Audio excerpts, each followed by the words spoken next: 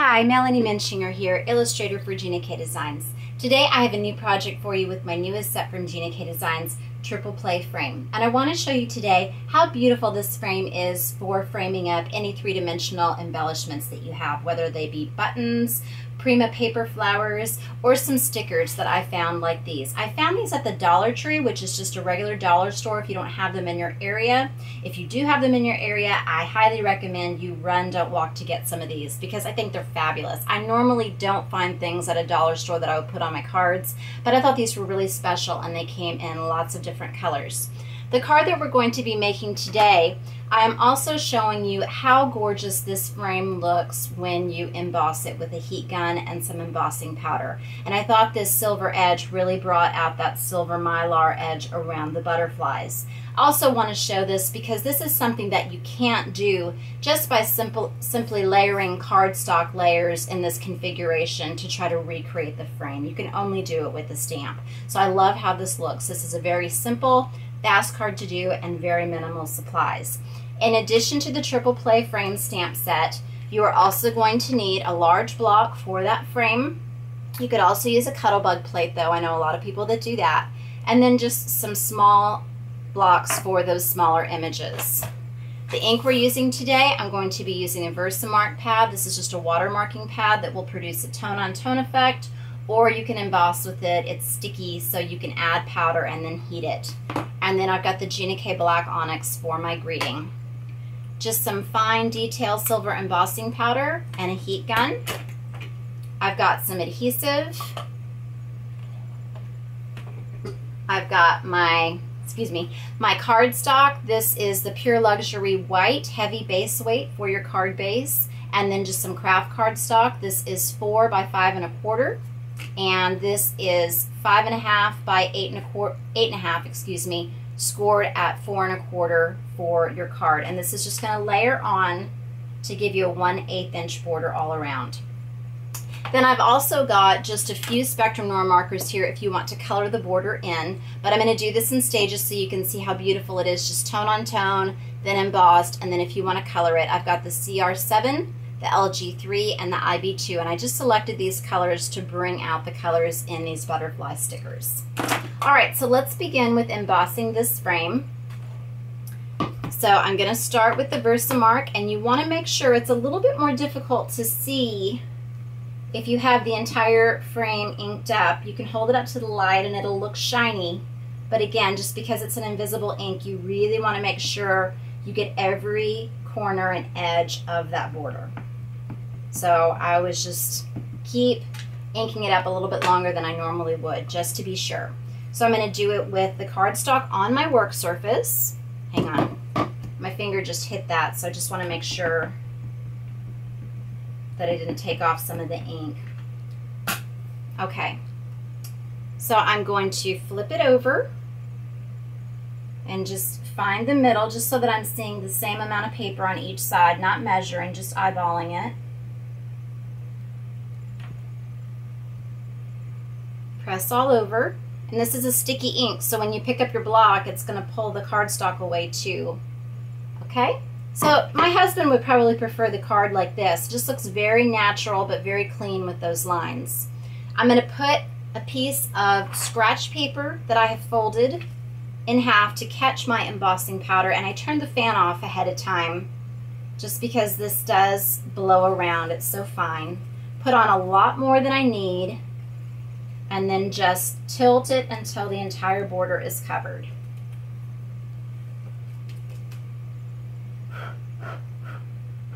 Okay, so I just had a little bit of stray powder on there. You can rub this with an embossing buddy or a dryer sheet to get the static off so that you don't have to worry about having the extra powder on. Oh, I forgot, I also wanted to add this little brad. It kind of looks like a medallion, but it looks so sharp with the embossing powder. So I'm going to put that just right in the middle of each of the circles. And let me add my powder again. Sorry about forgetting that. But it's going to look like just I have a little metallic brad right in the middle of those. Okay.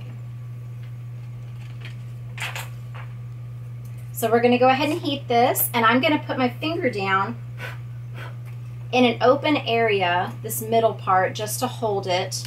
You want to move the gun. Don't want to keep it in one area for too long because it will scorch.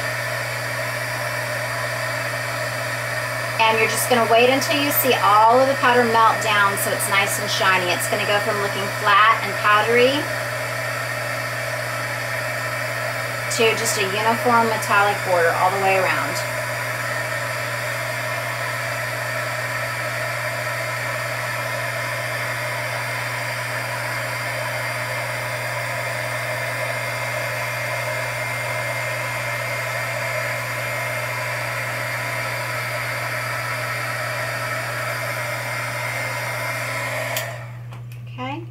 And you handle it carefully. I just want to wait a few seconds before I touch or color any of these borders.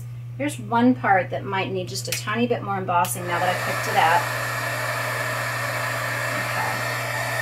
Okay. But if you put your finger into it, it's going to make a print. If that does happen, don't scrap it. Just grab your gun and then just reheat it, and then that'll go away and melt right in.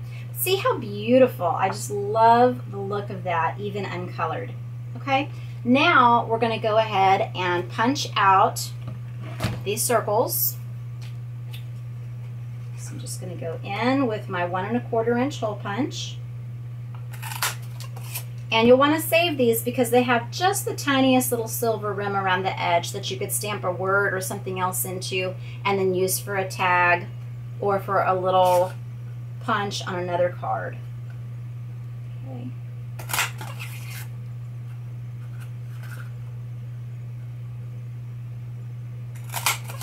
All right, now I'm going to show you how you can make a border on here using, this is the smallest butterfly from my Fabulous Holiday Fillers set, and then the medium-sized coordinating butterfly in my Triple Play frame set.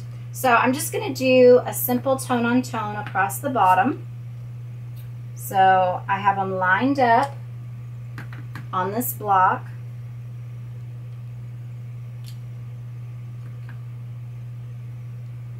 So you just keep going across with the border, and then I'm going to use a mask that I have shown you before in one of my videos just over the edges, or you could, because it's a straight edge, just use a post-it note on the ends there to keep from going over the border. But I'm just using this to show you how it's going to be sized correctly, so you stay within that. So see, it's just going to be very subtle. And then I'm going to use a greeting that is also from this Fabulous Holiday Fillers set, and I'm doing it in the black, lifting you up in thought and in prayer. And I just thought that was really pretty with these flying butterflies. I'm just going to add it right there. Next, I'm going to go ahead and adhere this to my card base. So just a little bit of scrapbook adhesive tape runner. And we will center this over that card base. And again, depending on how you stamp the greeting on here, you could also do this in a portrait style orientation. So I'm going to grab some of these butterflies. Oh wait, before I do that, let me color this in real quick. Also, this is very important. You've got to do all of your heat setting on this card before you add the butterflies, because they will melt just like that powder will. All right, so I'm going to take the bullet tip end and just going to carefully go in between those lines. And although you still want to be careful, it's a lot easier to color these borders when you have that raised edge. It kind of acts like a little bumper on the ends. And it's going to look darker when it's wet, but then it's going to fade out as it dries. This will be a little bit lighter.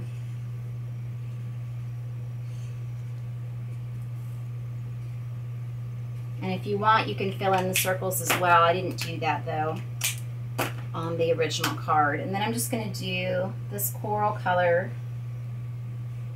around this part that I call the belly band.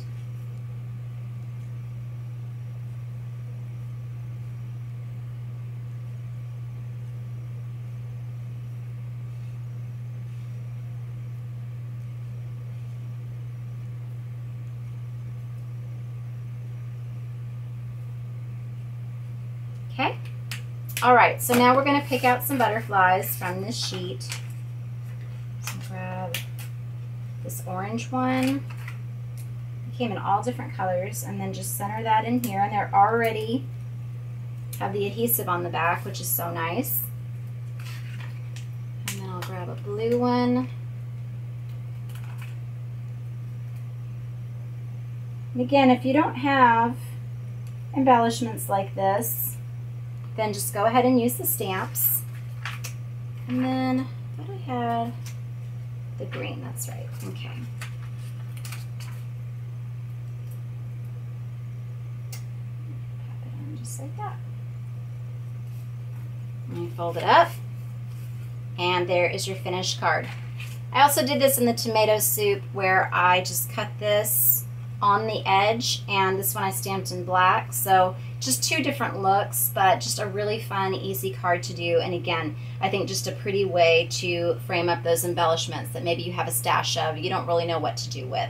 Thank you so much for watching my video today. Please subscribe to my YouTube channel and visit my blog, Hands, Head, and Heart, for more inspiration. Visit us at Gina K Designs and Stamp TV. Thank you so much for watching today, and God bless.